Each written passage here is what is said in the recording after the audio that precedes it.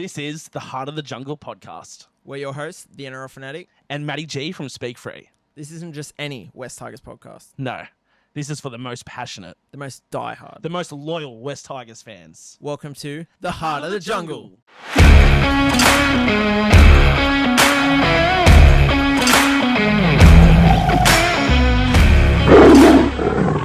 Well, we turned the unwinnable Campbelltown Sports Stadium into the ninth wonder of the world, baby, on Sunday. What a game it was.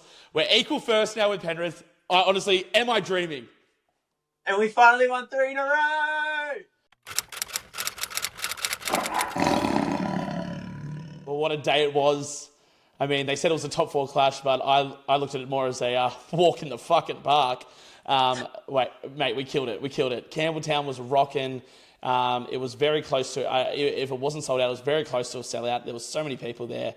Our section was certainly rambunctious and absolutely rocking on that hill. We brought that Leichhardt energy to Campbelltown, and I think the players felt it, not just from us, but from everyone, where they're playing such a different brand of footy this year to, the sad years of the past, 10, 15 years.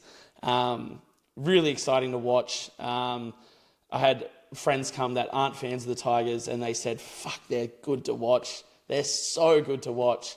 And that's what you love to hear as a Tigers fan, is that everyone's enjoying Benji ball, Yeah, the Heart of the Jungle is well and truly growing. Each and every week it's getting bigger and bigger.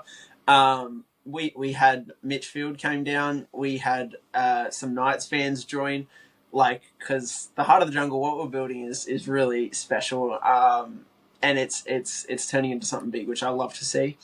I'm just glad I didn't have to sleep outside, because I did say on the potty last week, and then I made another video that I said if we lose and don't get this 3 in a row, I'll sleep outside Campbelltown Stadium, and we didn't lose. We actually won comfortably. So, I'm so happy. It feels so weird. I'll say it every week. It feels so weird that we're actually winning games. It doesn't feel normal because I'm so used to the absolute despair, the depression, just so negative thoughts. Every time we are finally winning games, we always go straight down, and I'm still trying to recover to be like, wow, I support a good team now. And so I love how well we've been playing. And that game, it like you said, it felt like a walk in the park, even though it was a top 4 clash. Knights weren't even that bad. We were just so good, to be honest. It was we were great. so good. And you know what? What is really true, and I truly mean this. I'm not even saying this bias. We are playing different to every other fucking team. Every other team. We are playing a total different brand of rugby league than anyone else. And that, I'm being serious, that is how you win premierships. And I know, I'm not going to say the early crow. I'm not saying we're definitely going to win it, right? I'm not saying that. But what I'm saying is, in 2005, the reason no one could stop us is because no one had seen the things that we were doing before. No one had played the game like that before. Yeah, right? true. And right now, with, I think everyone is trying to play the Penrith style of rugby league. A lot of teams are. Look, I think, don't get me wrong, there's still teams that are super exciting when they're at full strength with huge, amazing strike power that are doing crazy shit and just splitting, just turning a game on its head by a certain individual effort or whatever. Broncos did that last year, right? 100%. One of the most exciting teams to watch. I actually became quite a fan of them towards the end.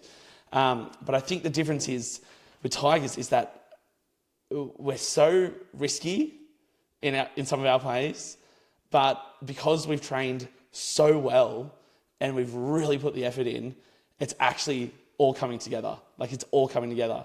And it's very reminiscent of that more flary sort of, off the cuff, eyes up sort of footy that we saw sort of born into the Tigers DNA in 2005 with Benji. And I think, not that the team's trying to play like Benji, but Benji has definitely encouraged them to all play to their absolute strengths. And I think that's such a difference before. We're no longer trying to get everyone to play a certain way to fit into a game plan, to fit into a system. The game plan is there based on everyone's strengths collectively, right? So it's not like, oh, but you got to do a bit less of that, so this guy can do a bit. No, it's like everyone's doing what they're best at, and then together, it's coming together, and it's fucking magic. It's magic. For the first time this week after winning that Knights game, I thought to myself less about what if we make the 8 this year, and it was actually like a genuine thought that came in my head just for a small period was, what if we win the comp this year? Like the fact that it is a possibility is enough in itself at the moment. Like, we've played that well to start the year. Like, we've only lost one game and it was by 2 points or like less than a try. So, and that was when we lost our halves right at the very end of the game. Like, we could be undefeated. We won both our preseason games. We're 6 from 7 this year. So, like it feels it just doesn't feel. It feels so weird supporting a winning team, but I don't think it's going to slow down anytime soon. Like, we are playing completely different footy, like you said. Bench ball, was bench ball something you coined, or was that someone else? No. I don't know who started it actually. But I've tried to. I've pulled back on it a bit now that I know Benji hates it. But to us fans, you know, whether he hates it or not, I think he can understand it's something that that fans are obviously going to get behind. And you know, I know he doesn't want it to be about him, but he knows we fucking love him. He knows we fucking love him. It's more. It's like. It's just the style of footy that we're playing. It's not like, oh, we're playing like Benji Marshall, but like what he's doing with this football team is completely different than any other football team that's probably ever played the game. Well, exactly, and that's the point I was making. We're not trying to emulate 2005. We're not trying to emulate Benji Marshall. What the difference is that Benji has come in and he's given the players this, as a coach, the same freedom he had as a player. And I think that's the really important note there. And I think, and after speaking with Keith Galloway, by the way, podcast is out now, so anyone go watch it. It's a great chat. But what Keith said too is that Tim Sheens was like that too. He was such a risk taker. He was, you know, he had a million different plays, and it was this crazy shit no one had seen before. And he would, you know, the players with him would come up with these plays, and I think it's very clear Benji, even though he, as an assistant coach, spent, you know, I guess not as much time with Tim as was originally planned and whatnot, and we don't know how big an influence Tim had in terms of the coaching role. A lot of rumours that Benji was already sort of head coaching at that point. But I think Benji playing under Tim for so long, it's his closest, other than obviously he's very close with Wayne on a personal level, but in terms of coach to player relationship, Tim Sheens has got to be his number one for sure. Like, they won a comp together. He played the most footy under him than any other coach. And I think during those times, even though as an assistant coach he didn't have that much time with him, he would have learnt so much from the way Tim encouraged his players to really be themselves. And I think it's shining through 100%. But not only that, one thing I really want to touch on as well is the defensive fucking work that we've done this year. You know, shout out all the assistant coaching staff, because it's been absolutely unreal. Like, unreal. I'm pretty sure John Morris is our defensive coach. I think so. Yeah. I think he is. Hodjo's our attack coach, right? And then Hino's like our bringing the younger players up. That's like his role. But the defense has been so tough. And I know we let the foot off the pedal at the end of there, and I'm glad Benji fucking was disappointed about it, because it did leave a bit of a sour taste.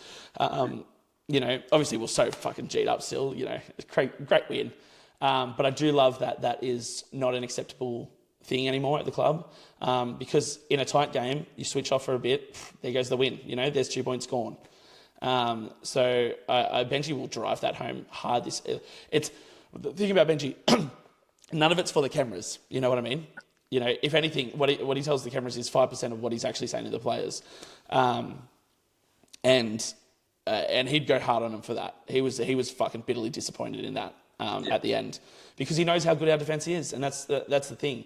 So I'd rather a coach sit at the press conference after a big win and be disappointed about something, because he knows that we're better than that. Do you know what I mean? Like, so I think I see a full 80 minutes defensive effort coming on the weekend. Benji will not accept anything less.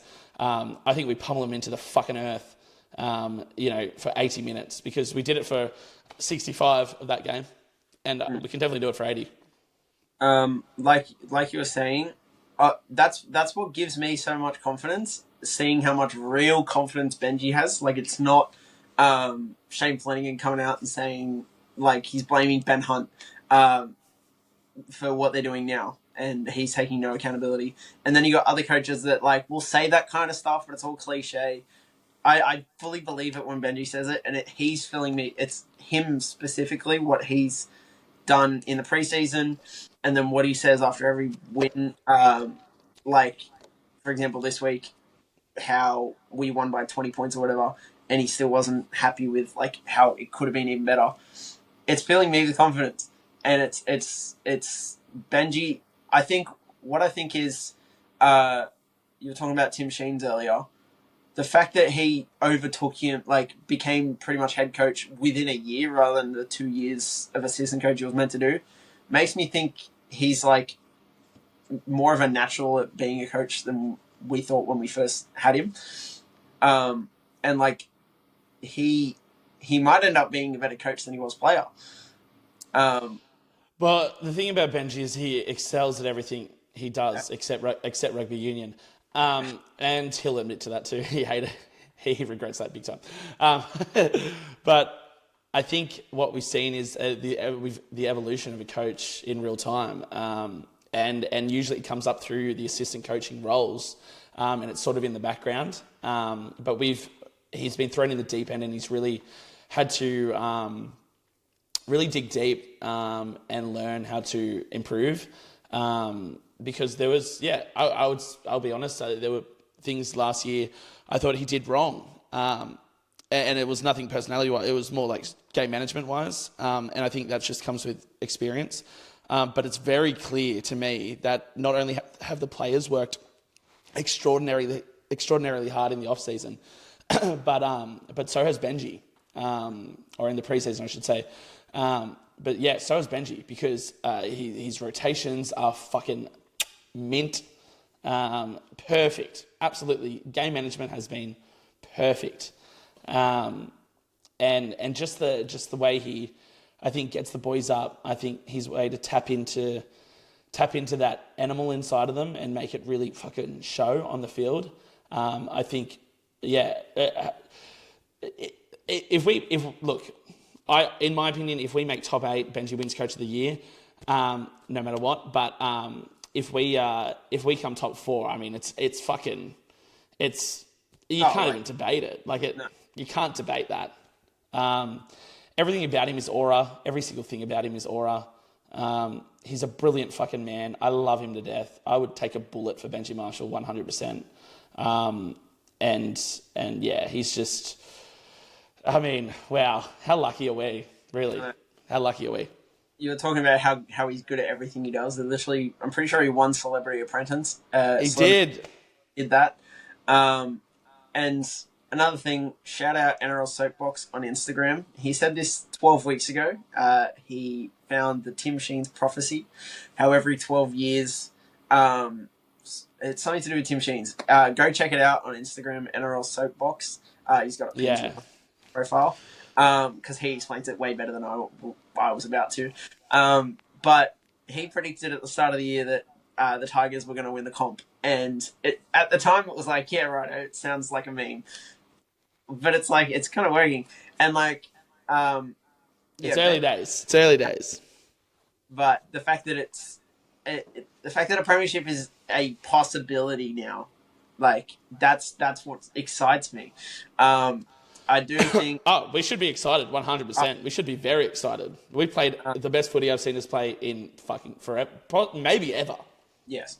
And, like, another thing, our finals record, we've only been there 3 years in 27, 26, but when we get there, we have a 2/3 winning percentage in finals, and it's been like you said, 2005. We played completely different to any other team that year. 2010, 2011, I feel like we kind of did as well.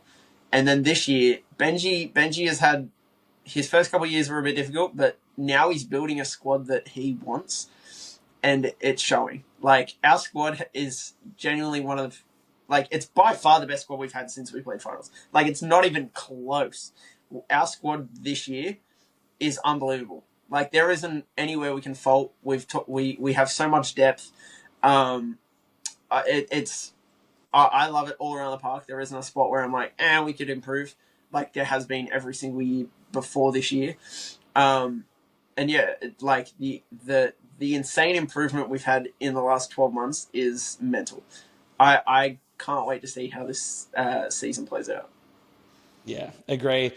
I just want to say, a huge congrats to the boys as well. Like, fucking, mate, you're giving us fans so much to be happy about right now. You're sending us to work on a Monday with a smile on our fucking faces, and we're just so grateful. And we're all behind you. Just keep it up, because fuck, this is good. This is so good. Let's do our MVP, baby. All right, our 3, 2, 1s this week. Who have you got for your 3? Now, like all Tigers wins, this was fucking hard once again. Really, really hard. Oh man, if I could give 3 points to every single player on the field, I would. My 3, look, it has to go to Dewey. Killing it. His stats are crazy. Just an absolute force to be reckoned with this year. So far, coaching masterstroke by Benji Marshall to play him there in the halves. He's killing it. 3 points to Dewey. I've got my 2 going to River. Hat-trick hero. What a legend. So much of our claws-out culture and that fan hype has been built off the back of him. He's been at the forefront of that. So for him to get 3 in front of Campbelltown, which we're trying to turn into a fortress, I think was really, really special. Super happy for him. So 2 points to him, and then 1 point has to go to Herbie, Patrick Herbert. Wow. What a redemption story. If that doesn't bring a tear to your eye, you must be Ranger because you have no soul. And because that is such a good story, on the excavator last year, and Benji calls him and, gives him a 6-week training trial, and he leaves that job and puts his full fucking effort into a $1,200 a week, 6-week contract, and has 6 weeks to impress and just trains the fucking house down.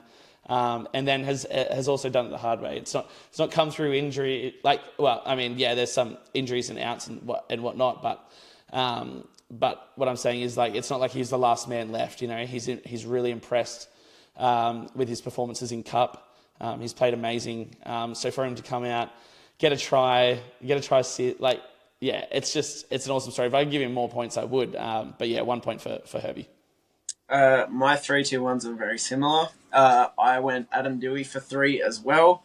He just continues to do it every single week, and I think this week might have been the best one this year. He's I think he can't get much better, and then he does. He has been in so many team of the weeks from other creators. I just love seeing all the Tigers love. It's not just Dewey. All the Tigers love across all those kind of team of the weeks and all Clarkie's posts and all that. It's just seeing Tigers plays in that. In the past years, we'd see it 4 times a year. Now we're seeing it almost every week. It's beautiful. Dewey, I think, has been our best player this year.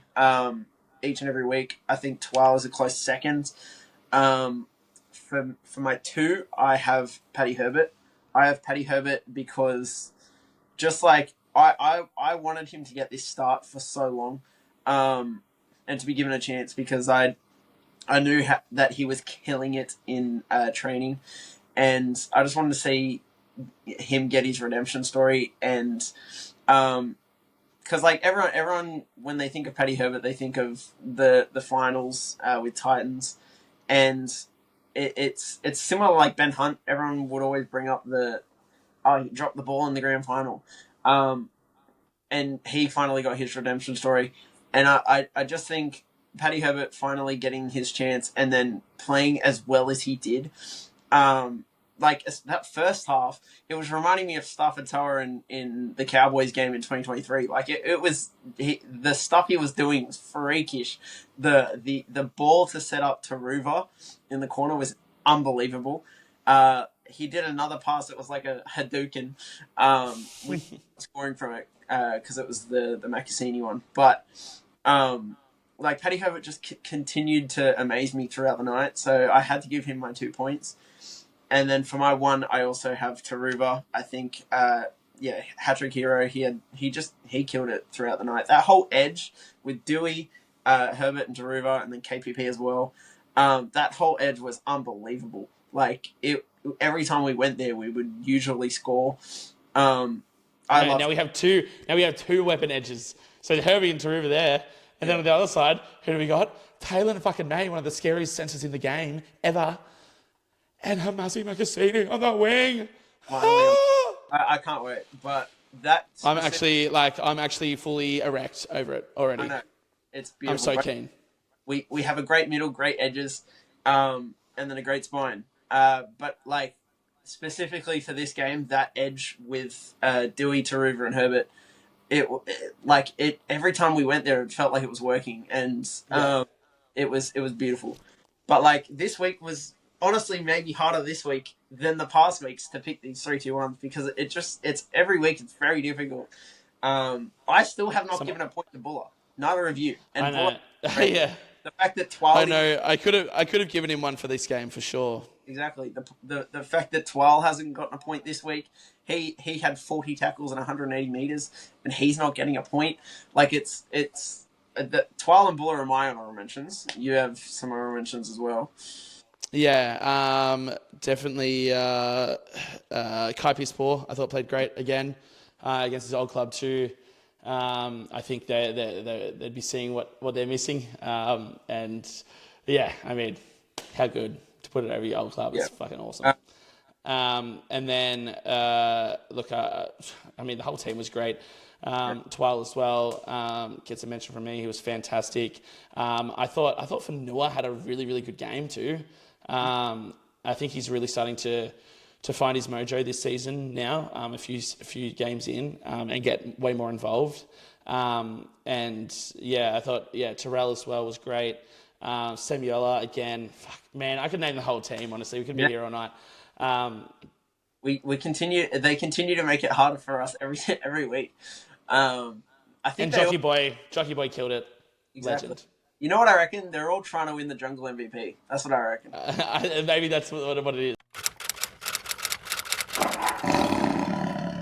All right, from the heart this week. This is the part of the podcast where you become part of the show, and we love hearing from you. Obviously, the Tigers faithful is pretty fucking happy right now.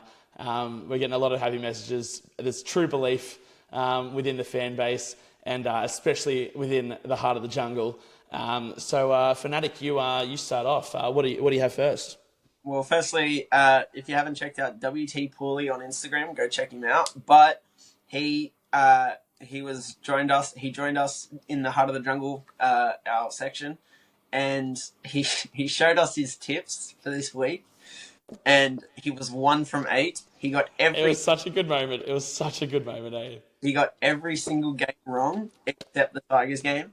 So he started around 0 from 7. And what time was it that he showed it? Was it around halftime or just before halftime? And we're like, I think you might finally get a tip right this week. Like literally everyone behind him goes, "Wait, you got to get one right." Exactly. So I just thought that was too good to get on the potty. But yeah, 1 from 8 with only the Tigers. That's the only one that matters. It's fine. 100%. Yeah, I think a lot of people had a shocking fucking week at tips. It was a hard week. I got 4. I tipped the upset of the Warriors. I was proud of that. That's good. That's very good. Yeah, well done. I think I might have too, because based on what I said, let me check. Let me fucking check. Let's do a live check of my fucking tips. When I checked my tips and I got 4, I was like, oh, that sucks. And then and then everyone's like, man, I got 1, I got 2, someone got 0. And I was like, oh, 4's not bad actually. Okay, so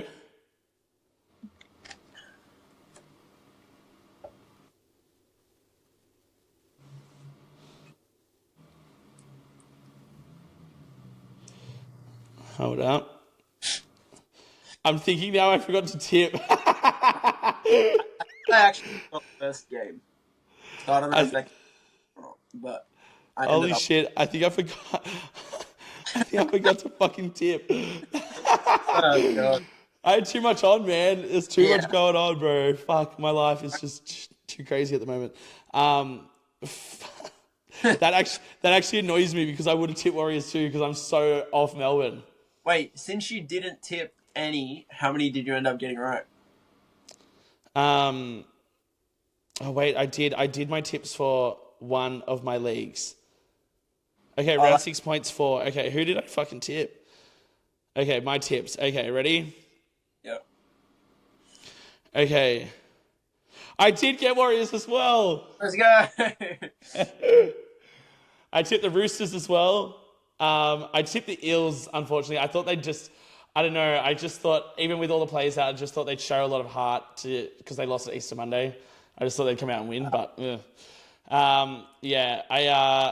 I tipped, obviously, our Tigers. And I got the Manly one right as well.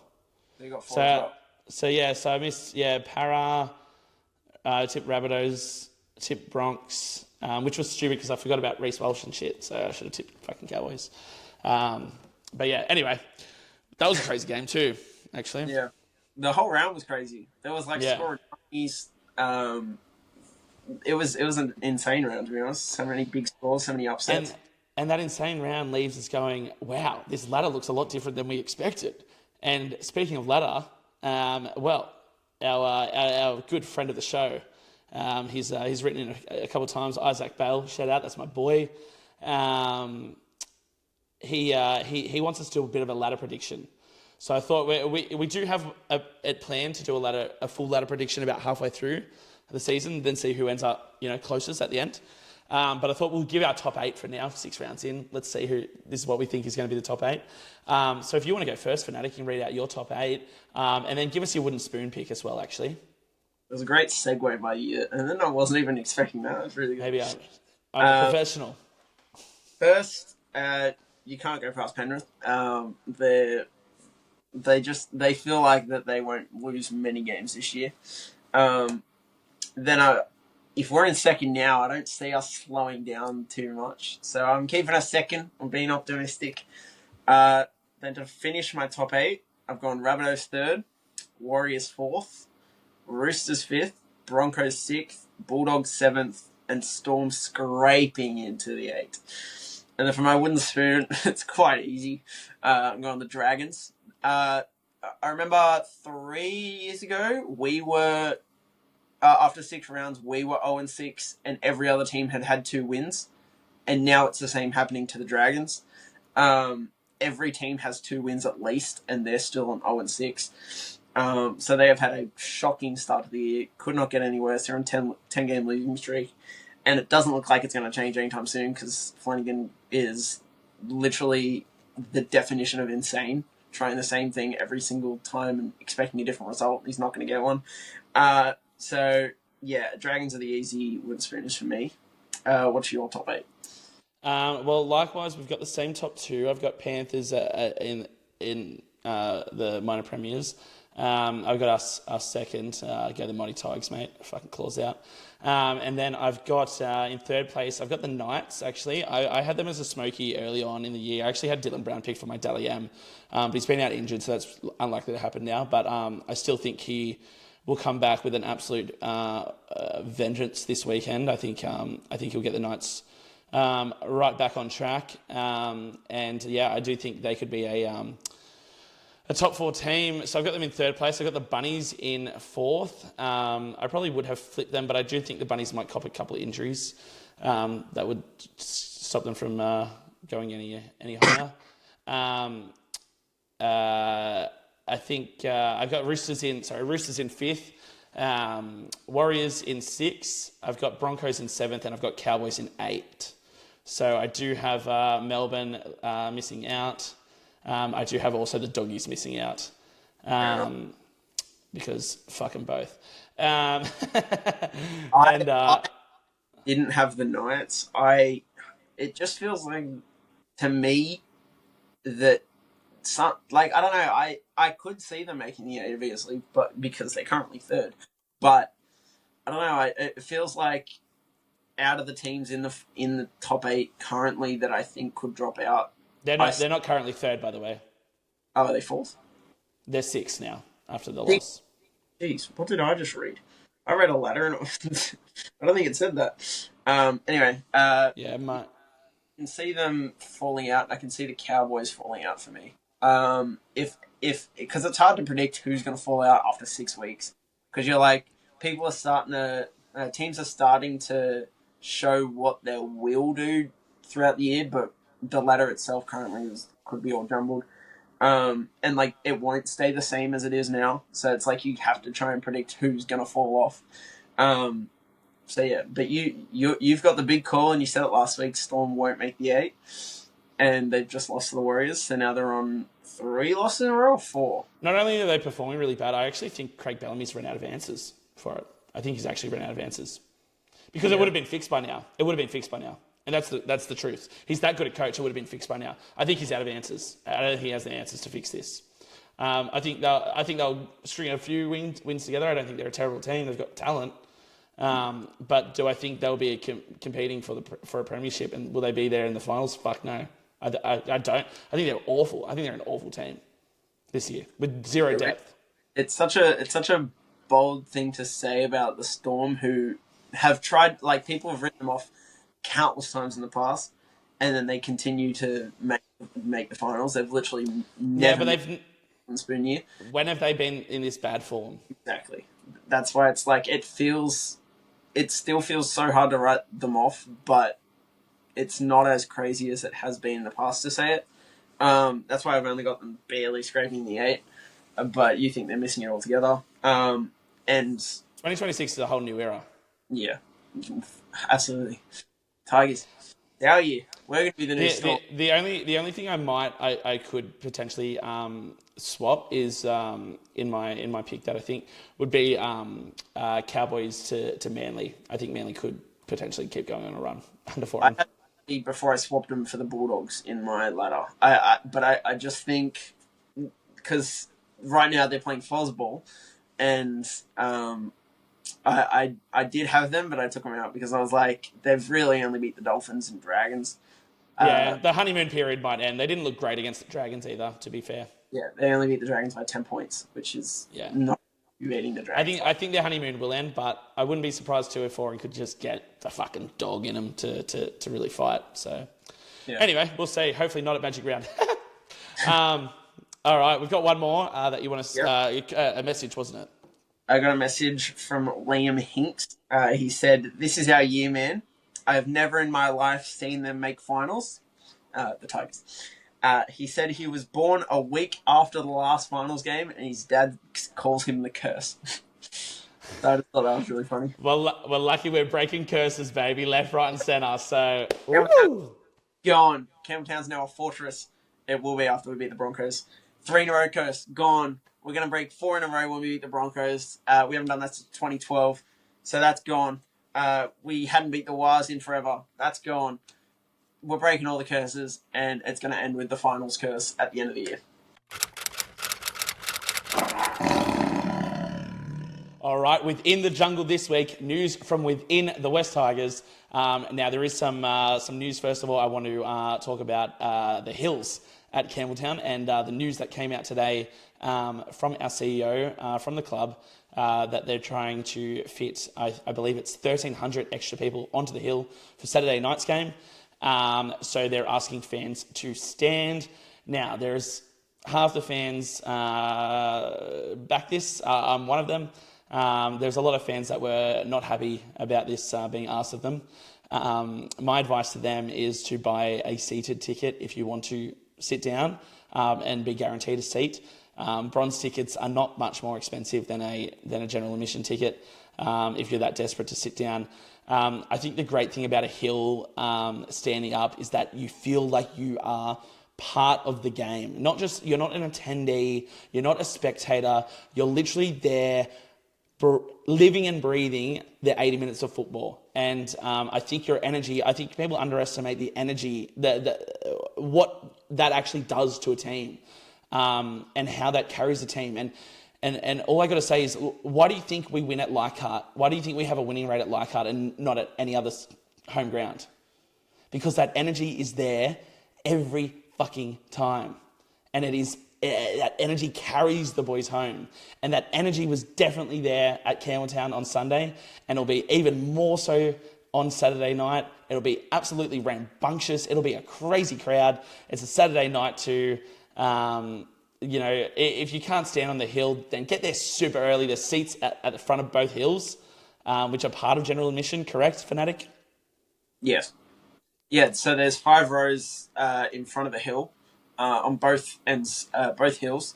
That's completely general admission, not reserved. Yeah. And so if you're desperate for a seat, you got a general admission ticket, just get there fucking early. Get there early. I'm pretty sides as well might be general admission. Right. Not anymore. Not anymore. No. But those 5 rows aren't always full. I'm pretty sure there's usually spots to find seats there. So sit there. Yeah, sit there. Look, I honestly, it didn't bother me that people were sitting down on Sunday. Like, that doesn't bother me. You know what I mean? If people choose to sit down, but also then don't get, like, I'm not saying anything happened. There was no drama or anything, but those same people can't get mad at people for wanting to stand on the hill either. Do you know what I mean? You can't have it both ways. So I think the club's doing a great job at going, you know what, let's get as many people in as we can. Everyone wants to come to this game. Everyone wants to support the club. The more people coming through the doors means the more money the club makes, the more money goes into grassroots footy.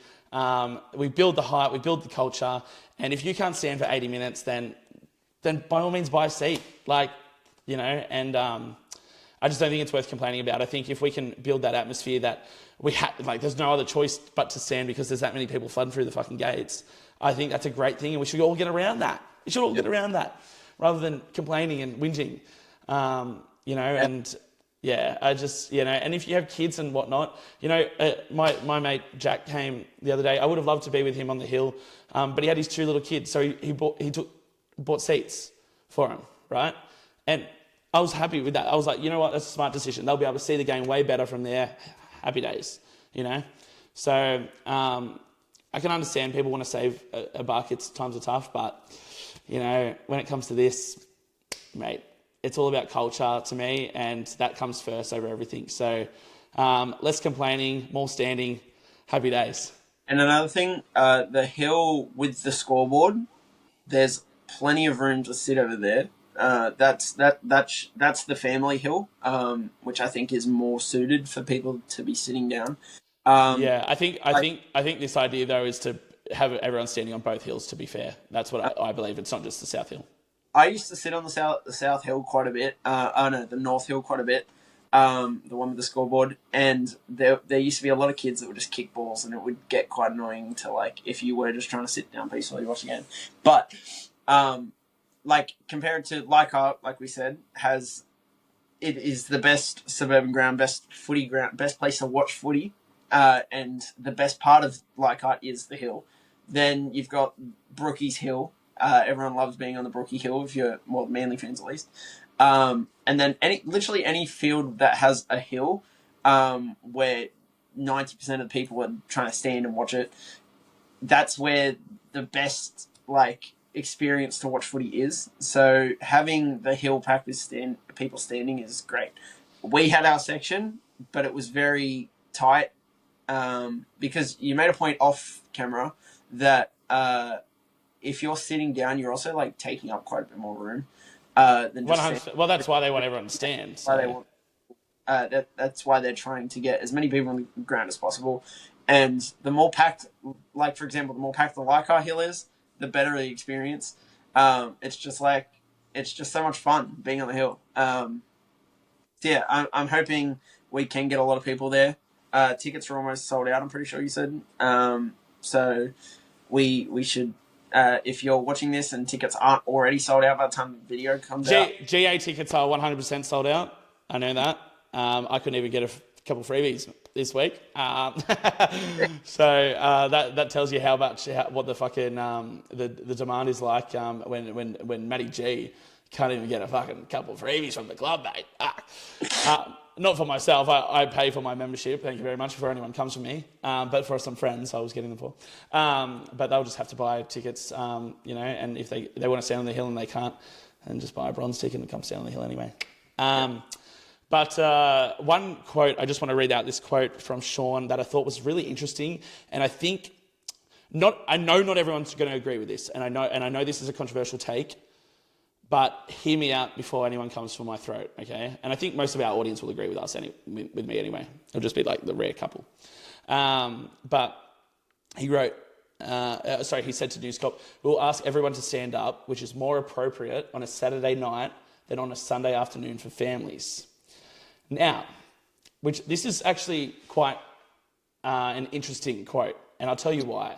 Because for years, Campbelltown has been hailed as the family-friendly, the family-friendly West Tigers home game experience, right?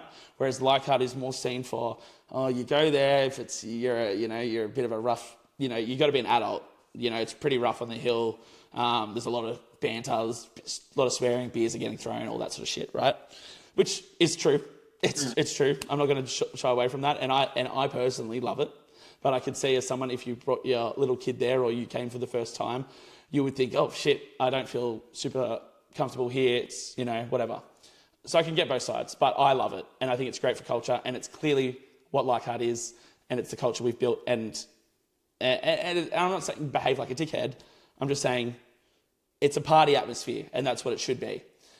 Whereas Campbelltown's always been much more reserved, subdued in a way. And I think we started to see a bit more rambunctiousness on Sunday. And I actually love that Sean is backing that more Leichhardt party, Saturday night, let's fucking get it atmosphere for Campbelltown. Because that honestly, mate, I'm telling you right now, it plays more of a part of winning, more of a role winning games than people believe. It really does. I think the club's great. And I don't think what he said is bad. Not necessarily don't bring your kids, but there is family-friendly areas, and maybe the hill, because everyone's going to be standing, isn't one of them. That's all he's saying. I do agree with it. I think having as many people standing on the hill and cheering, having that, the players will notice that there's a home crowd. That's why teams normally win at home grounds more often than away grounds, and it's usually the crowd. And the louder the crowd is, the more pressure they feel like they have to perform in front of their home crowd, and then the better they do. So if it's a quieter kind of stadium, that's why we never won at Campbelltown. We have a terrible record at Campbelltown. And also, let me make this one point, is that the people who are, if you're listening to this or you read the article or whatever, and you're going, well, I bought a hill ticket, I'm going to sit down. I'm telling you right now, they've already sold the tickets. There's already going to be an extra 1,300 people in there. Guess what? You're not going to be able to sit down.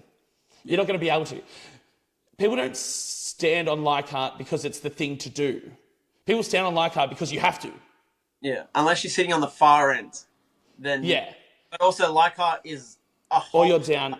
Or you're down the front. Sometimes down the bottom there is but not that first game. Fuck me, Dad. There was so many people in there, and it's going to be like that on Saturday night. So anyone who thinks I've got a hill ticket, fuck it, I'll screw what the club says. I'm going to sit down.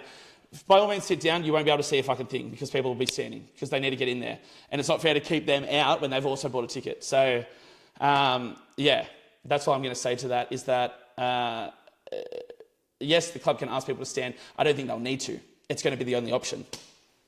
One last thing. Leichhardt is like 70% hill, like 60% hill, where you have to kind of like that. Like, if you don't want to spend quite a bit, because the seats at Leichhardt, to get a seat is actually quite expensive. So fair enough if they all have those side spots to have a seat, because people just enjoy sitting on a hill. But Campbelltown, there is so many more seats. Campbelltown's like 20% hill. So leave the hill for like the party guys. Yeah. Look, if they want to reduce the capacity for a Sunday game so it's more family friendly on the hill, I'm happy for that. Yeah. That's okay. But I reckon if there's a nice balance between the two, I think it's great. I think it's good for culture. And we as the Heart of the Jungle can tone down the swearing and the carry on a little bit on a Sunday for you if it makes you feel uncomfortable. But look, I didn't hear anyone complaining, to be honest. To be completely fair, to anyone that came to the hill and sat down and they were with their kids and that, I must say there were people probably blocking their view, and I didn't hear one complaint. And I thought everyone just really enjoyed the atmosphere, really enjoyed the game, and enjoyed the Tigers win. So hats off to everyone. This is not a dig at any Tigers fan in particular, or people who want to do a certain thing. I just think the club has hit the nail on the head in terms of the way forward for our culture, and to have the best atmosphere possible on game day. I saw that there were people sitting down that ended up joining us standing up. Well, there you go. The reason they were probably only sitting down is because everyone around them was sitting down. Yeah, and guess what? I'm going to assume they had more fun jumping around after every try. They definitely did. 100%. Trying to start chants and everything. Life's too short. How often do we fucking sit down? We sit down way too much as human beings. Get up! Get up! All right, enough about the crowds. We'll talk about the other kind of Tigers news that's going on. And it's Gus Gould trying to take Jareem Buller from us. We all know that's what he's trying to do. What's the bet? He's never met him either. Never met him. The fucking slug-looking cunt. Sorry. Like you never met. Yeah. But yeah, on the for the Tigers Knights game, he was in commentary for Channel 9, and he said, I'll quote exactly. Sorry, brother. I just realised my laptop was about to die, so it's all right. It's on charge now. It's okay. We're all good. So I'm going to read out the quote, what he said on commentary about Jareem Buller. He said, Okay. That's an athlete. Gee whiz, he's going to be a good player. He's just creamy. So fluid. Beautiful. Like apple pie on a Sunday. All right. Coming from a 65-year-old man, 70-year-old man, it's a bit weird. But Made me feel awkward, eh? I know. Like, I'm the head of the Glaze Factory, and even I've never used those words. That's great. And like, You could open up a Krispy Kreme fucking donuts, mate, with the amount of your glazed him. I've literally got his sports head staring at me. And then Brenton Speed, he was sitting next to Gus Gould in the commentary box and pointed out plenty of other clubs are monitoring Jareem Buller and his contract situation. Hopefully from a neutral's perspective and a Tigers perspective, he stays at this club, but it will be tough to keep him. And then Gus Gould kept quiet, and then they cut to a commercial break. Which that's what I'm reading pretty much directly off Sydney Morning Herald. And I didn't see the actual clip because we were at the game, obviously. We weren't watching on TV. But to hear that quote from a guy that stole Lockie Galvin from us after saying for 18 months he'd never met him, but he's thinking highly on him. Now he's talking about it like, you can have Galvin, right? I didn't care that you took Galvin. I was actually kind of annoyed, but like, taking Jareem Buller is a completely different story. It is off the table. It is off limits. I'm not allowing it. Absolutely not. What do you think about that weird quote? Yeah, it's certainly a weird quote for sure. And I mean, I know there is obviously they said there's going to be harsher rules regarding him courting players or talking about contracts and things like that, based on his obviously position at the Bulldogs and the conflict of interest there. But I think that comment in itself is breaking that, like it's the same shit. It's the same playbook. I'm telling you, it's the same playbook we saw with Galvin. He's the most talented player we've ever seen, most talented teenager he's ever seen. He's going to play 100 tests and fucking all this shit. He said, right, on 100% footy and on Channel 9 and all this shit. And I just feel like it's the same playbook again. And you know, I know Gus has got a very, very good relationship with Isaac Moses. They are tight as they are like besties. And I know Isaac. I know they want to have a continued working relationship in terms of bringing players to his club, to the Bulldogs. So it does worry me. Don't get me wrong. It does worry me. It worries me that they've given him the red carpet treatment before and put him in the members section when he's come, the corporate section when he's come to watch Galvin, things like that. Like there's certainly things like that do worry me. But I think when it's now becoming public, with Gus, I think that's when we've got to maybe step in. Maybe the club should actually probably put something forward to the NRL or to Channel 9 or to whoever, probably the NRL, right? And just question it a bit. Because, if we see more of it continue to happen, it's the exact same playbook. So, yeah. Like you said, how he talked up Galvin so much. He's saying that's an athlete, gee whiz, he's going to be a good player. Going to be, that actually pisses me off because he's already a fucking great player. So where are your fucking Bulldogs right now, mate? Where are your Bulldogs right now, Gussie? They're under us, dog. So how about that, you fucking idiot? Also, I'm not going to say what I was going to say, never mind. It'll get me in trouble. I do love that Terrell May was like, Buller was on Terrell May's podcast and was saying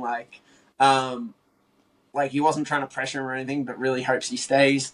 Adam Dewey was on the Channel 7's new rugby league agenda setters, I think it's called, and he got asked about Dream Buller, and he's like, you would know more than I would, but at the same time, like, we really want him to stay. So the Tigers boys obviously want him. They love having him around. I can't remember what video it was, but I remember watching a video start of the year, and they were saying how... Oh, no, it was Terrell May's podcast. He was saying how Bull is literally everyone's favourite player in the club. Like, the one that they... if they get asked who's their favourite player, almost all of them say Dream Buller. Yeah. What he's like, what he brings to that, to the culture, and, just, like, how good of a person he is, but also a team player. Like the documentary last year or the year before, how he's the one that stood up when they needed one individual to carry the big log and do the big 2K walk. I don't remember the distance, but the big walk carrying this heavy thing, and he put his hand up and took it and carried it. He's a real team player, and I just seeing him in the news. I know it's been like 8 months or whatever now. I don't know. It's been way too long. And I'm trying to wait patiently, and then this happens, and Gus Gould's trying to take him out of our... No. He won't make a decision on his future until the end of the year, by the way. That's what I believe. I heard that he couldn't do it until May or something. Maybe. I don't remember. But... So it might be mid-year, yeah. So, because it's the player option, I think it's, it might be halfway, maybe. After like 6 months after the November, like, you know what I mean? Yeah. Because it's like a player club mutual option thing that he's got in there. So I don't think it comes under the same November 1st rules. Potentially. Maybe it's June 1st. Because it would have been November 1st last year then, because the other one's not actually locked in. But technically, I think he can talk to play. I don't know. Look, I don't know whether it's the most confusing contract in the world, in my opinion. I just think pay the man what he wants, and you know, if that makes Isaac Moses and Buller happy. Look, the Soda Cup's going to expand next year anyway, so fucking pay him now, and you know, maybe it'll expand by more than they think, and we've got a fucking bargain. I've been saying, to be honest, didn't we talk about this a few weeks ago? And like you said, 900k, you don't know if it's worth it. Yeah, I did. And then he played like 3 really fucking great games. And because of how the team is flying right now, I just want to keep him together, especially that spine. The spine has to fucking keep together. So, whatever it's worth, pay him it. Look, and the more I've heard about the salary cap that's coming in, I've heard it's a 25% increase, which is huge. So 900,000 for a fullback is actually going to be cheap. Quite cheap, yeah. And like I said when we did talk about it, who the hell? I actually think he'll sign for more. Wow. What I think is, who are you going to bring in if we don't? Well, that's it. There's no option right now. There's none. There's none. Like, I know we have young Assad, but you can't put him in above Buller. And I don't think he's ready for full-time first grade. But yeah, there was rumours that Dream was leaning more towards Tigers on fucking NRL 360. But I have not heard that again since. Yeah, me either. I've just waited it's all I could do. I used to post pics every day, and then I got behind, and that was months ago. That was so long ago now. It feels like forever since I was doing that. It's just been, and I didn't even start it when it first happened. I started months after the rumours had started. So I've just sat here waiting, and like, I don't want to be annoying. I don't want to pressure Buller or anything, but at the same time, I'm like, just stay. But yeah, this is the Gus thing, because we've seen it with Galvin. It's scaring me a little bit. Okay, so I've just done some research, and the 2027 mutual option, that deadline is fast approaching. I don't know when it is for sure. I'm just trying to see if it says in here. Where I read. But if you're reading May, if you said May and you reckon that's probably the truth, yeah. Does that mean we've done before then, or like that's when he can first do it? So what it is actually right now. So just to make it clear, what a mutual option is, it's actually so it's a bit of a weird one. So the club has signed him already till 2027, right? End of 2027. Yes. So we've got him for 2027, but only if the club goes. So right now it's just who bites first, right? Yeah. So they can obviously then go into negotiations, renegotiate a whole new contract, which is ideally what Isaac Moses will want, because It wasn't even the old one. yeah, this is such a long fucking segment, by the way. And but so then he can, yeah, so he's the agent at the time, like agent, and he'll get the kickback. But at the moment, say that didn't happen, it's basically either the club or Buller to bite first and go, yes, I want it. And if the club does that first, it's 900,000 for him. If Buller does that first, it's 800,000. So it's not like mutual sounds like they're coming to an agreement. It's whoever, like, that's his. So Buller, if he takes the option, that's how much he'll get paid. If the club takes the option, that's how much he'll get paid. And I don't think either of it. I do think it'll be Moses. Just like Moses won't let Buller bite. Absolutely not. Well, I don't think the club will want to just sign him for, like, have all this happen again in 12 months' time. Do you know what I mean? They want to go into negotiations, which they have done, and they're talking about a big extension, a 4 or 5 year extension.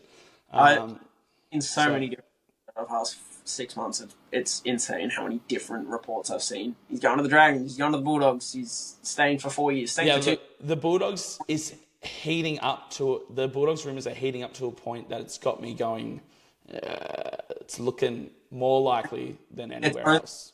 Of Gus and Moses, because welcome to Lachlan Galvin 2.0.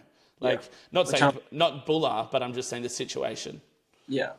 So I'm hesitant. I literally have not been able to be confident about him staying or not. I've changed my mind 100 times. Right now it's 50-50 as usual. I'm just hoping. It's just hope. Because especially that we are on such an upward trajectory now. Why would you leave? That's it. And also, he's playing great footy. Just stay. Our squad suits his play way more than Bulldogs does. Yeah, Bulldogs are in shambles. They beat Penrith, but before that, they were like, take it. They were. Dogs fans were not happy with how their side was playing at all. How Critter was moved to 5/8 or something, and then Burton Centre or something, and people and like they didn't know what was going on. They had one good game against Penrith, but Bulldogs are in more shambles than we are. So why would you want to go? And the other option was Dragons that I kept hearing. No, he is not going there. He is not going there. No one, like not even Trey Fuller wanted to go to the Dragons, and he's not even playing first grade. No, Buller's not going to the Dragons. So the only worry is the Bulldogs. I just don't know if his mind is going to be made up in a month or another 6 months. But I'm just and just know the club can just activate the con. They can just activate it if they wanted to and keep him for a year. So, but I don't think they'll do that unless he really is dedicated. You know. Beyond the jungle, news from outside our club around the NRL.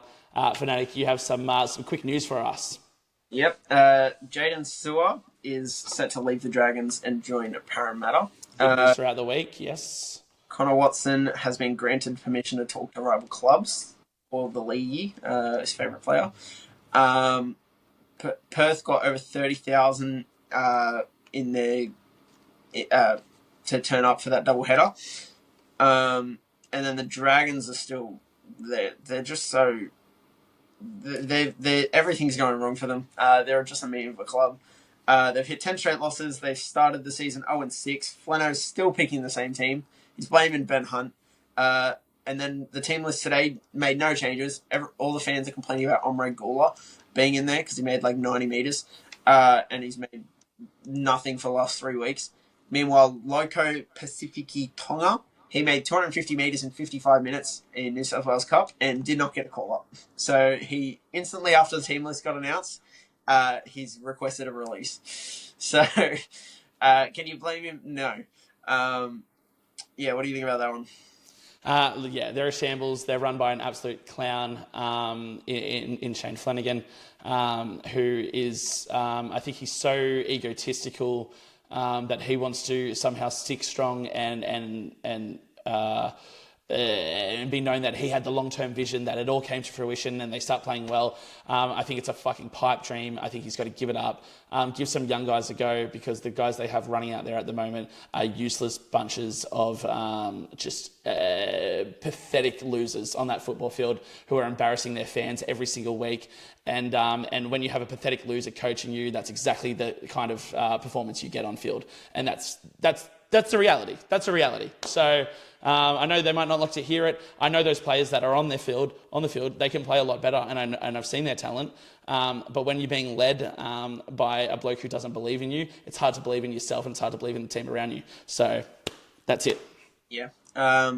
Like JC and all the other creators have been ranting about, they pointed out that they lost 4 junior halfbacks, and 2 halfbacks that he signed just so Flanagan can stay in the side. Meanwhile, Lachlan Ilias is kind of killing it at the Titans a little bit at the moment. And yeah, they're just letting all their juniors go and signing Clint Gutherson. People want him gone because he's been bad. They're absolutely shambles. We keep talking about it every week because somehow it gets worse every single week.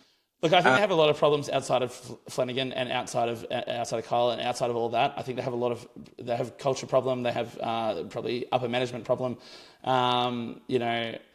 I think the one thing that is extremely clear to me is that there's just no fight from the players. They had a bit of fight against Manly. Don't get me wrong, they had a bit of fight, but I think there's a lack of talent, but the main 2 things that are hurting them at the football level, which I mean by that I mean coach to players, is from the coach's lack of accountability and an ego that he needs to get rid of. And I'm not saying he's coming out, he's fucking thinks he's top shit. I'm not saying that. I'm saying his refusal to make changes, his refusal to admit his faults as a coach.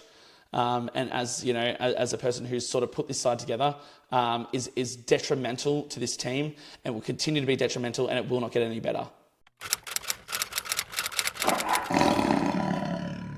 All right, we've got the Broncos at Campbelltown Stadium in round 7. We're going for 4 in a row. We've got a guest today. We've got NRL Deep Dive, Jordy, a Tigers fan. Welcome to the potty. Thanks, mate. Glad to be here. And mate, you've just woken up because you live in the United States of America. You're on the other side of the world, and you're flying the flag over there, mate, loud and proud. That's it, man. No other team I'd rather represent over here. It's 6:30 a.m. and I'm already talking Tigers. A bloody good start of the day, if you ask me. What is it like being such a heavy rugby league diehard living in the States? Is that do you feel like you're missing out a little bit? I think there's days that I miss out, especially when it comes to the content side of things, just seeing like things like this happen that I don't necessarily get to be a part of just because of my geological location. But that's okay, like, because I have all these people over here that I get to talk about rugby league to. The amount of people at work that I've gotten to watch the game, that I've now gotten to follow the West Tigers because of me just coming into work with a footy that maybe I've gotten at NRL Vegas or something like that. And they're like, what the heck is that? Is that, a rugby ball, they call it? I'm like, kind of, but it's a little different. But it's, it's worth it, man. Like, I love it over here. It's cool to be able to build a community of not only Aussies on YouTube, but also I have a bunch of Americans that, generally love the game of footy, and then call themselves Tiger diehards. And so that to me makes me super happy and makes up for the things I do miss out on. But hopefully we can come over and do some cool stuff in the next year or two and, just be part of that community a little more. 100%. Well, it's looking like it's going to be a pretty special year. It's certainly been a good start to the season. Obviously, I'd love you to be able to get over for, maybe our first finals game in 15 years. It could be on the cards. Absolutely. Wouldn't miss it. Yeah. So, there's exciting things ahead. But we will talk about this game coming up because this one actually worries me a little bit. And the reason it worries me is because, yes, we got our stars back. Jerome Luai named. We've got Taylor May back in the centres. We've got Hamasi Makasini playing on the wing, which a lot of people have called for the last few weeks. We've got Jock Madden still having that 14 role because of his amazing month of footy that he's just played. But what worries me is that we've learnt to win and win well with that team, with that core spine. And no doubt Luai is a class above. He's one of the greatest players in the game. But are you worried that there could be a little bit of teething problems based on just the role that we're on right now? Yeah, this is something I've been chatting with my community the last few days because this has been something I've been thinking about too. And looking at the team list, like you said, I love that Jerome Luai is back. I think people who said get rid of Jerome Luai and keep Jock Madden are absolutely on another planet, and I totally disagree with that. I think Luai brings such a leadership and kind of a culture setting capacity that I don't think Jock Madden does just yet. And now I don't even forget to mention, premiership win in half, all of that. Jerome Luai has it all. And people forget to remember too, he also led us to a couple wins this year as well already and last year. So that argument's kind of out the door. But why fix something that isn't broke, And so you look at the New Zealand Warriors when we versed them, they brought Luke Metcalf in, they were on a roll, and then we played great, but also they didn't play super well. They were clunky, they were all out of shape. And I think a big part of that too is because they ruined the rhythm that they were on by putting in their star half. And so that is definitely something I've thought about and toyed with and am a little nervous about. But the fact that we do have him in the 14 role does give me a little bit of peace knowing that, hey, if worse comes to worse and we ain't clicking, Benji can just throw him right in. Jerome Luai can sit on the bench for a bit until we can get things moving again. But yeah, I was never in the same vein of, hey, let's get rid of Luai and keep Jock Madden. And people were just crazy for that. But yeah, that's kind of where I'm at. Definitely a little nervous, but I like that we have the peace and reassurance on the bench if we need it. And same thing with Latu Fainu, if for Adam Dewey or Jerome Luai or even Jock Madden. If none of that works, we've got him to fall back on as well. Yeah, there's so much depth, right? I mean, Fanatic, we talk about it all the time, and how much depth we've got this year and how it's sort of just come out of nowhere. I feel like we were so short last year when a couple players, went down or were in Origin or whatever it may be. But fuck, we've just got, So much And depth I think in like every and that's position. exactly, dude. And that's what Jock Madden was signed for, right? And he knows that is that he wasn't signed to be the star playmaker just yet. He was signed to be the second man, the guy to come in and come in clutch when we need him to. And that's exactly what he's done. And will he do that again this week? I'm sure there's going to be moments where maybe he steps in a position where we need him, but his role isn't to be the star playmaker just yet, and I think he knows that, and I think the media and, you know, the people and the fans, like even myself, have blown it out a little bit of proportion, and I mean, rightfully so. We've been on a bloody roll. 3 in a row, broke the Campbelltown curse. What else can you want other than to keep him in there? So, yeah, Benji definitely has had a pretty big headache, and I'm glad I'm not the one making the shots. Yeah, I think he's got the team. Sorry, you go. It's good that they have the selection headache. Normally, it's been a problem of like, we need to find someone to fill this spot. Now we're like, we've got so many options that we're okay with whoever we go with. It feels weird having, because I feel like we need to still keep Latu in the squad and in amongst like at least the 6-man bench, whether or not we use him. Just because if we don't use him, he's going to leave. And Latu is a name that we also really want to keep based on just how good we know he's going to be. So it's really hard to balance all 4 of these halves, especially when Jock's killing it. Dewey has been our best half of the 4, but he could also go somewhere, like he could go to centre or lock or elsewhere. So it's really hard to find the right balance, but I think what we've got right now, having both Jock and Latu on the 6-man bench, and then Lua and Dewey starting, obviously, I think that's the strat that's going to work. We can't move Dewey, I don't think. And the place that everyone's saying to move Dewey is 13, but then that would move 12, who has been exceptional for us as well. So yeah, I think what we named for this match against the Broncos is literally our perfect squad. I don't think you could fix it right now any better. We don't have a single injury at the moment, so fingers crossed it stays that way for the rest of the season, or as close to it as possible. But yeah, I think our squad is perfect how it is, and Benji just knows what he's doing. He's killing it this year. I think we have the best squad that we can do it against the Broncos. Broncos have a lot of outs as well. They're missing Walsh, Carrigan, Ben Hunt, Billy Walters. Like, that's 4 of their biggest names. That's 3 names in their spine. So I feel like we're a good chance, but at the same time, I'm still a bit worried. But I don't know what it is. Like, when it's a team that has so many injuries, they usually find a way to win games with reserve grade sides. It's just kind of what happens in rugby league. It's a funny game. But I still feel like we're deservedly the favourites, which feels weird to say against the reigning premiers when we won 3 spoons in a row like 2 years ago. Yeah, it feels weird, but what do you reckon? Yeah, man, like that's exactly it. You can never actually predict with rugby league, hey? Like, you couldn't have told me that, like, the Eels were going to put up such a grind against us the other day, considering some of their performances they've put up, and to the fact that we only came away with that many points was kind of like, holy crap, dude. Like, you just never really know with the game. I guess the question I pose to you boys is, if we name this team that we named this week for the Donkeys, and they had a fully stacked squad, do you think, with the way we've been playing, that you think we would have actually walked away with a win? I'm genuinely curious. Yes. Honestly, I feel like we could. It'd be so much closer, but I feel like we'd be able to do it. It actually scares me more versing them without their stars. Yeah. Is it the unpredictability of the young guns? Yes. Kind of like we saw in trial matches? I think there's less you can, like, I think... and I think just the intensity level changes a little bit. I think subconsciously, I think Benji will do a really good job at making sure that doesn't happen to a large extent.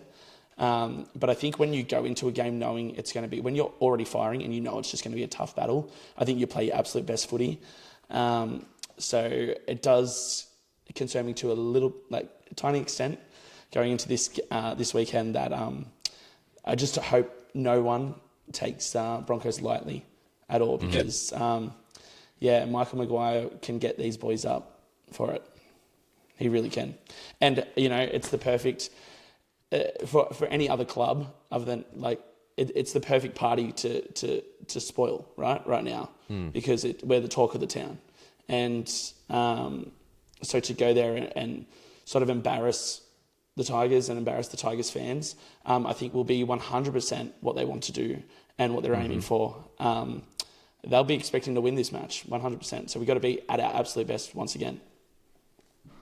Another thing, we broke the 3 in a row curse, which we hadn't won 3 in a row since 2018. The last time we won 4 in a row was 2012. We actually won 7 in a row that time.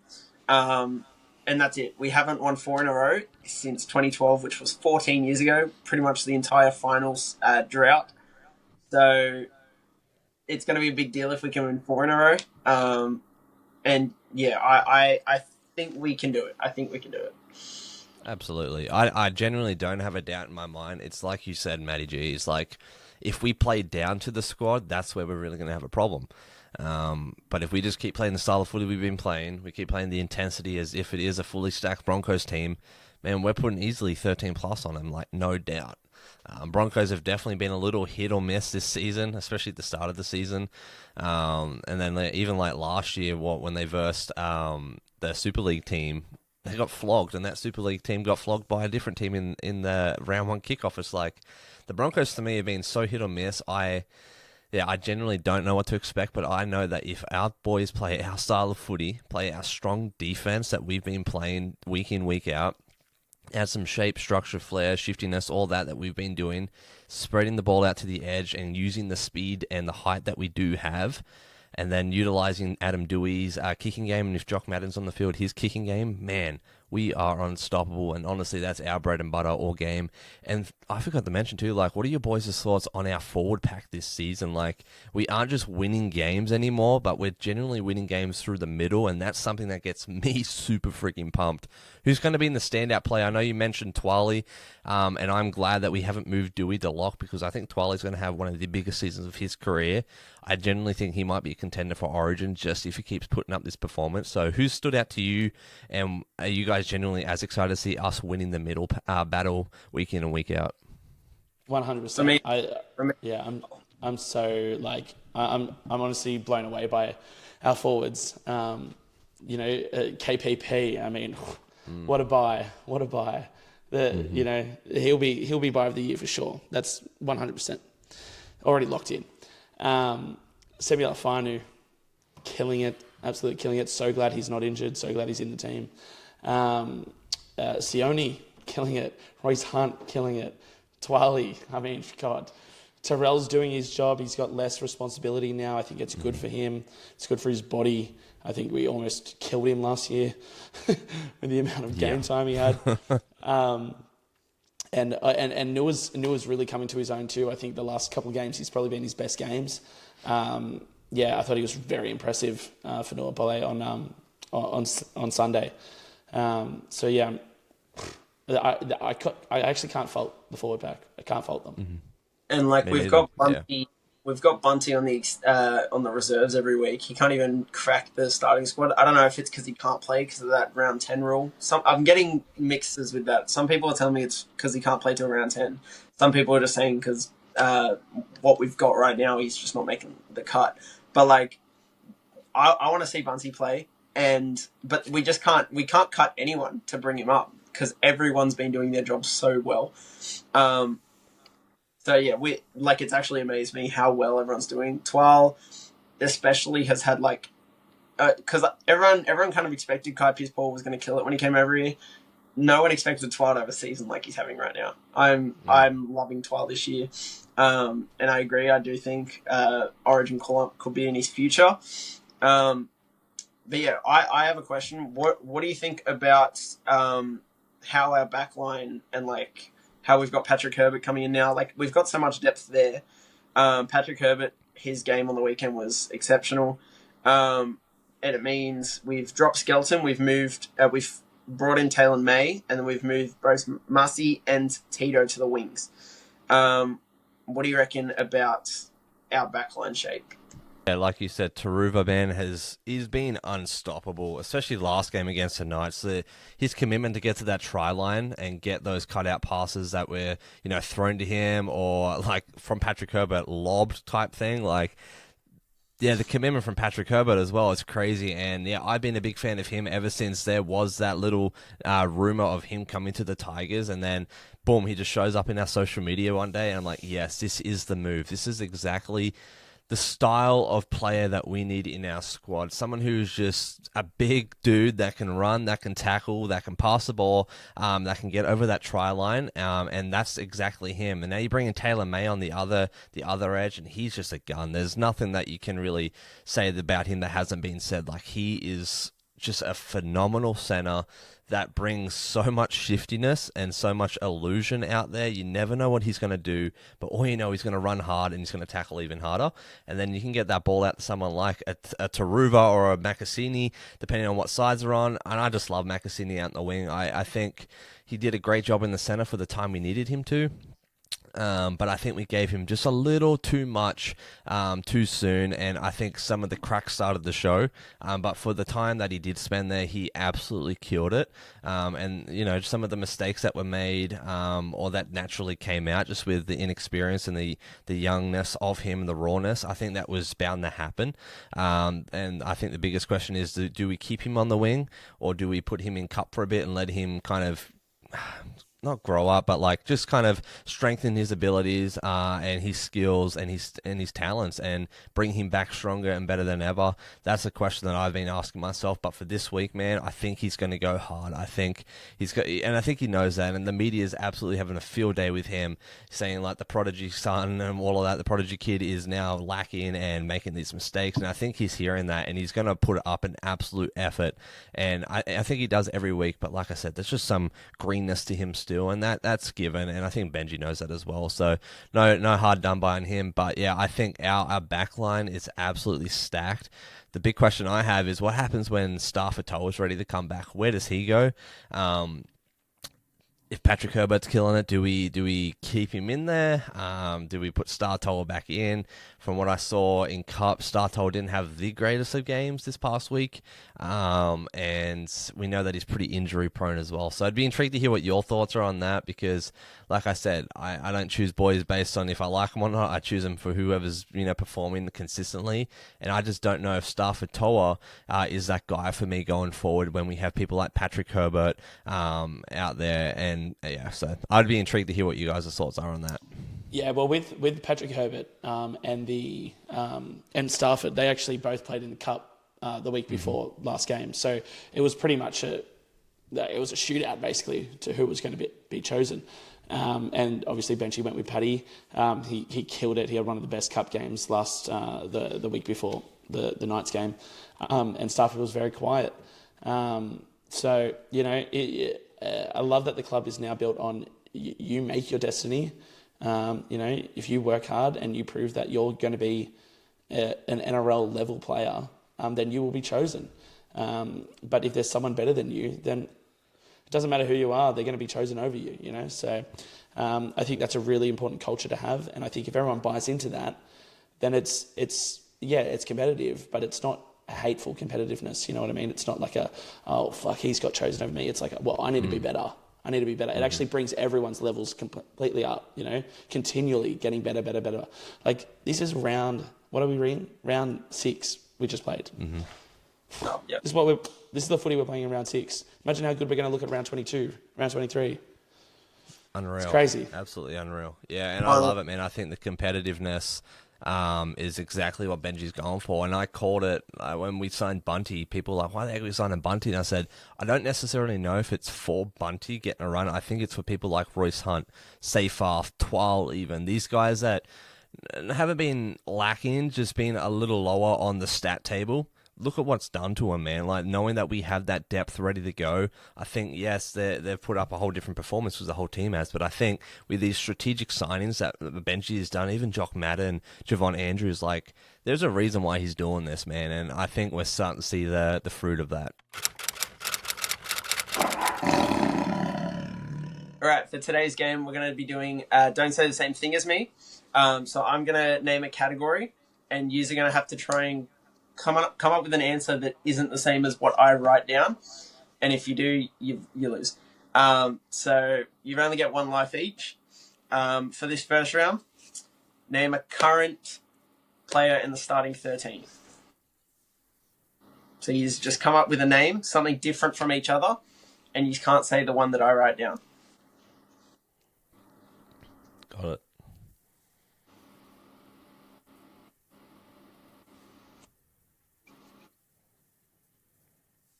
You got it? Okay, what have you got? Yeah. Yep. You go, You go Matty. first. Okay. All right. All right. I'll go. All right. I've got Hamasi Makasini. I got Samuel Afainu. I was actually gonna write Maxini, but I wrote Coruscant. So Hey. I thought you were just gonna do Buller. To be fair. Yeah, that's what I assumed. I went from Buller to Macassini to Coruscant, so it was nearly Macassini. For the next one, name someone from the 2005 squad. Grand Final squad.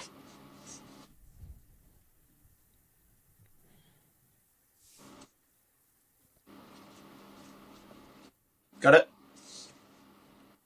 Okay. Ready? I've got Ben Gillier. I got the goat, Benji Marshall. I went Peyton. Todd Peyton. Ooh. Okay. Name one of the 9 positions on the starting squad. So like fullback, wing, centre, 5'8", halfback, prop, hooker, second row lock.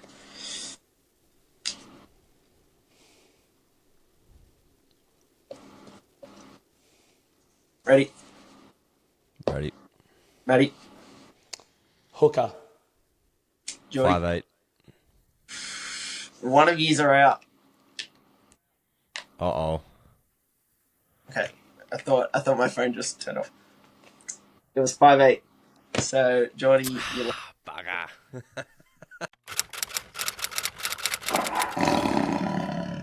Alright, so we're going to bring back a segment from last week. We're going to learn more about our very special guest, NRL Deep Dive, aka Jordy. We're going to ask you 5 quick questions, and you're just going to give us your answer for each. What is your favourite Love it. rugby league memory? Ooh, my favorite rugby league memory. It's not necessarily about the game, but I used to have a Robbie Farah poster, a Benji Marshall poster, and this poster with all the boys from 05 hanging in my bedroom. And I used to think I was Benji Marshall, would pretend to do like his goose step and everything growing up. So that's probably my favorite rugby league memory. Love it. Who is your favourite current West Tiger? Ooh, that's a hard one, man. My favorite current West Tigers player. Dude, that is so hard to choose. I think I've got to go with Taylor May. I just love his story, story of redemption, but also his story of just his football career, man. Just how good he's been, and the clubs that he's played for, and just where he's at now. Just overcoming so much adversity, and then meeting his brother Tyrone, just to hear what he had to say, was really cool about his little brother. So yeah, I think Taylor May has got to be one of my favorite players. Absolutely. I think he's the greatest mid-season signing of all time. Absolutely. Favorite all-time Tiger? Benji Marshall. There's no other person. Easy choice. Robbie there. Farah's a close second, but yeah, Benji Marshall. Who is your favorite current player that doesn't play for the Tigers? I you think hear I've the- got to go. Yeah, I did. Yeah. Okay. Oh, were they at yours, Fanatic? Yes. I thought they were American sirens for a second. I No, got excited. I'm out on acreage trying to hear sirens out here. Okay, so who is your favorite current player that doesn't play for the Tigers? I think I'm going to go with James Tedesco, man. I think just his ability to run the ball, tackle, get under the high ball. I think he was one of the coolest people we've seen come through the club. And it shows, man, being one of the highest paid players, and skilled players as well. I think, yeah, Tedesco is going to be up there for me. And final question, who's your favorite all-time player that never played for the Tigers? Ooh. Favorite all-time player that never played for the Tigers. Man, that's hard. There's so many good players. I think Jonathan Thurston, just his kicking ability off the tee, I always admired the way that he could kick that ball, curve it, just absolutely get through the post, plus then play a great game of footy, both attack and defence, and just be a leader. I think JT is going to be one of my favourite players that didn't play for us. All right, Roarcast for this week against the Brisbane Broncos, round 7, Campbelltown Stadium. Look, I think Jerome Luai is going to have an absolute legacy game. What a return. Sold out Campbelltown Stadium. I think he will get the man of the match. I think Tigers win. I think we win comfortably. I think it'll be, I'm going to say 30 points to 12. And I think my bold prediction is that Taylor May scores a double on his return. For mine, I'm going to say we win 32-18. I also think it'll be 13 plus or there or thereabouts. For my man of the match, I can't go past Dewey. He just keeps doing it. So I'm going to go Adam Dewey. And for my bold prediction, I think Macassini scores a double on the wing. Those are so good. Yeah, man. I think, what is it called? The Roarcast. I think my predictions, first try scorer, all of that stuff. I think I've got to go with Adam Dewey as well for man of the match. I think that he, like you said, he's just been killing it. There's nothing that guy can't do, whether it's running, tackling, post-contact meters, passing, kicking. He does it all, and I think he's going to be in for a big game. I'm going to say I think it's going to be a bit of a close one. I think it's going to be like a 14-12, a 16-12 Tigers way. I think if we can control the second half, we'll be a lot more in the realm of you guys. But historically, looking at the Tigers, man, it's hard to say right now. Yeah. So I'm going to put it at a close one just to mix things up. And then my bold prediction, I think I'm going to say Buller's going to have a game like he had against the Knights, and we're going to see a few tries from him, at least 2 tries. And yeah, I think he has an absolute banger game, and I would be super stoked to see that 2 in a row. I hope so. So thank you for joining this podcast. Where can everyone find you? Yeah, thanks for having me, guys. Appreciate it. NRL Deep Dive on Instagram, YouTube, all the things. Just a dude in the United States talking West Tigers footy each and every day. Just short videos about the latest thoughts, rumours, all of that kind of stuff around our team and our squad, and just giving you good news and a positive spin that the media doesn't give. So, yeah, NRL Deep Dive, subscribe, do all the things. But, yeah, thanks for having me. Make sure you follow these guys, do all the things. They're absolute legends, and just die-hard Tigers fans. If you haven't Thank you very much, fella. If you haven't checked Jordy out, definitely give him a follow. He does giveaways, and he actually gave away a jersey that I won. So he does give the stuff away for his giveaways. So actual legend. You'd fucking hope so.